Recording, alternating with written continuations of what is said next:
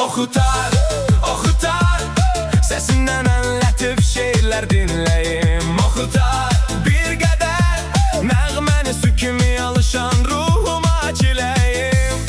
Oxutar, səni kim unudar, ey geniş kütlənin acısı şərbəti, alovlu sənəti. Çarparıq çərgahın divardan divara, yolcunu yolundan eyləmiş avara. Çalxanmış dərələr, təpələr, səs vermiş səsinə ləpələr. Oxutar, fikrimdə oyansın baharın, Seyidin qəzəli. Oxutar, ruhlansın Şirvanın, Gəncənin mehriban gözəli. Damaqdan düşənlər, ürəyi şişənlər, ilk bahar seyrinə çıxmayan, özünü dağların döşünə yıxmayan.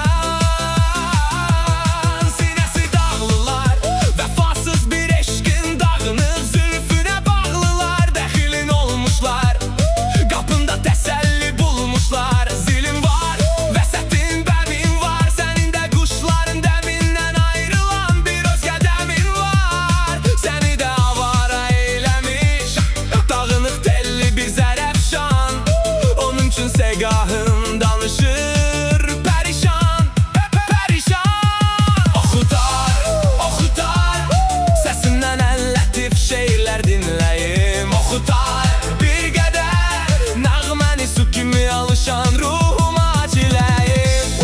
Oxutar, səni kim unudar, ey geniş kütlənin acısı şərbəti, alovlu sənəti. Sən qulluq etmədin məscidə axunda, çalışdın həyatı sevməyin uğrunda. Çoxları üzünə durdular, könlünü qırdılar. Nə deyim o yekə başlara, çaldılar ruhunu daşlara. Üstündən bir qara yel kimi əstilər, səsini kəstilər. Daşlandı çəkənlər nazını, böyləcə qırdılar aşığın sazını.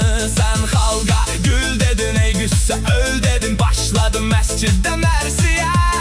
Sarıqlı çıxınca ərsəyə, qüssəmiz ölmədi, xalqımız gülmədi, ağladıq daima ağladıq. Oxutar, oxutar, səsindən ən lətif şeirlər dinləyim. Oxutar, bir qədər nəğməni su kimi alışan ruhuma çiləyim.